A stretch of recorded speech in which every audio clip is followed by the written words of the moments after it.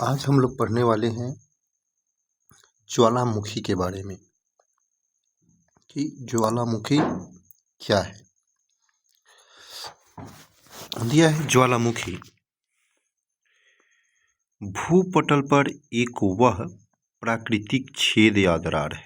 याद रखिएगा कि भूपटल पर क्या है, प्राकृतिक छेद या दरार है, जिससे होकर पृथ्वी का पिघला पदार्थ जैसे लावा, राख, भाप तथा अन्य गैसें बाहर निकलती है। ज्वालामुखी के कप के आकार के मुख को, किसके कप के आकार के मुख को हम लोग क्रेटर बोलते हैं। क्या बोलेंगे? क्रेटर कहते हैं।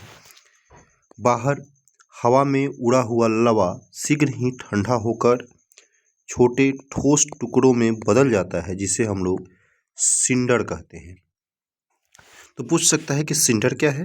तो जो लवा जो निकलता है वो ठंडा होकर के छोटे टुकड़ों में बदल जाता है, ठोस के टुकड़ों में बदल जाता है, जिसे हम लोग सिंडर कहते हैं। क्रेटर पूछे तो क्रेटर जो है, यह ज्वालामुखी का जो मुख जो होता है, जो कप के आकार का होता है, उसे हम लोग क्या बोलते हैं? क्रेटर बोलते हैं। क्या बोलते हैं? क्रेटर। सिंडर तो जो लावा निकल करके ठंडा होकर के जो ठोस में बदल जाता है, उसे हम लोग क्या बोलेंगे? तो सिंडर बोलेंगे। यह उद्गार में निकलने वाली गैस में वाष्प का प्रतिशत सर्वाधिक होता है। पहले आश्रु की उत्पत्ति ज्वालामुखी के उद्गार के समय ही होता है। उद्गार अवधि अनुसार ज्वालामुखी 3 प्रकार की होती है। एक सक्रिय ज्वालामुखी, इसमें अक्सर उद्गार होता है।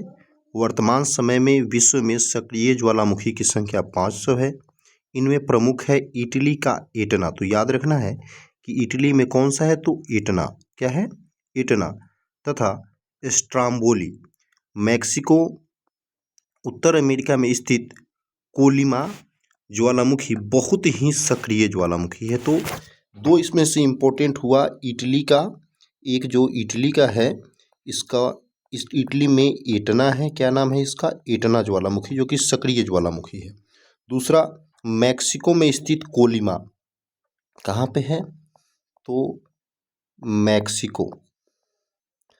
मैक्सिको में जो स्थित है, इसका नाम है कोलिमा। क्या नाम है? कोलिमा। तो ये दोनों ज्वालामुखी है, सक्रिय है।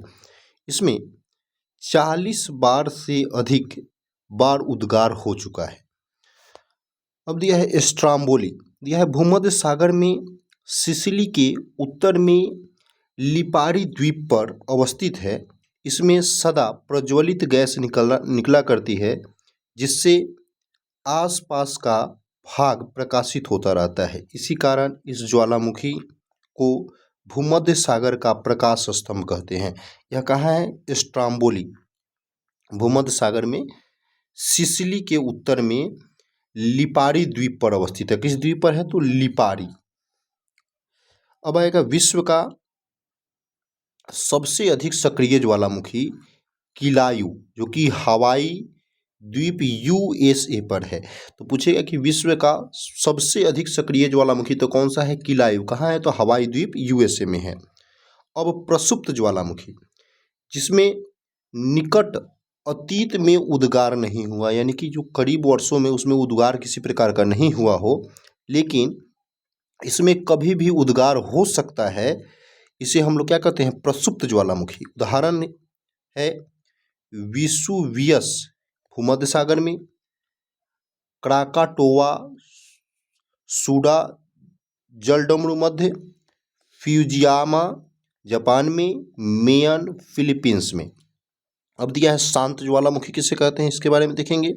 वैसे ज्वालामुखी जिसमें ऐतिहासिक काल में कोई उद्गार नहीं हुआ हो, यानी कि बहुत सालों से उसमें किसी प्रकार का उद्गार नहीं हुआ, उसे हम लोग क्या बोलेंगे? शांत ज्वालामुखी। और जिसमें पुनः उद्गार होने की संभावना नहीं हो। इसके उदाहरण हैं कोह सुल्तान एवं देमवंद ईरान में है, पोपा म्यांमार में है, किलिमंजारो अफ्रीका में है, चिम्बराजो दक्षिण अमेरिका में है। तो किलिमंजारो जो है ये फेमस है, ये हमेशा पूछा जाता है, जो कि अफ्रीका में स्थित है। कोह सुल्तान एवं देमवंद ईरान में है। पोप म्यांमार में है, इसे याद रखना है। यह कुछ सक्रिय ज्वालामुखी का अधिकांश प्रशांत महासागर के तटीय भाग में पाया जाता है। कुछ जो सक्रिय ज्वालामुखी हैं यह कहाँ पाए जाएंगे, तो प्रशांत महासागर के तटीय भाग में। प्रशांत महासागर के परिमेखला को अग्निवलय भी कहते हैं। तो यह भी क्वेश्चन है कि प्रशांत महासागर की परिमेखला जो होता है उसे हम लोग क्या बोलते हैं, तो अग्निवलय कहते हैं।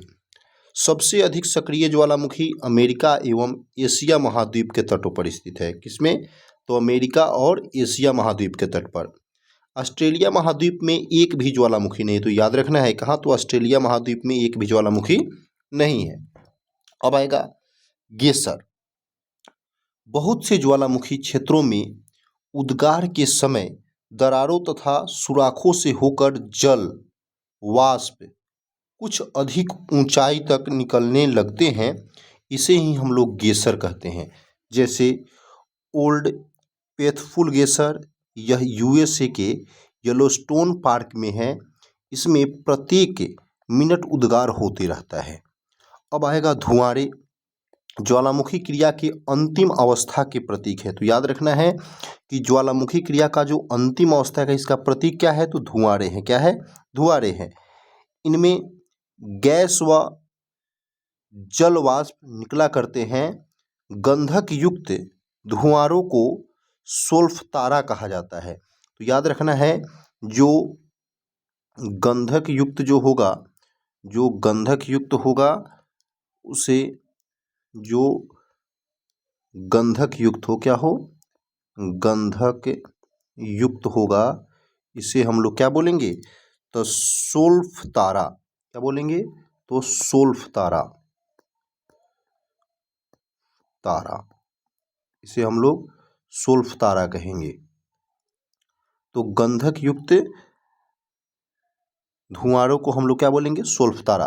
अलास्का में कटमई पर्वत को हजारों धुआंरों की घाटियां है। कहाँ पे, तो अलास्का में जो है कटमई पर्वत को हजारों धुआंरों की घाटियां यहाँ पे पाई जाती है। तो यह था आपका ज्वालामुखी संबंधित कुछ विशेष जानकारी।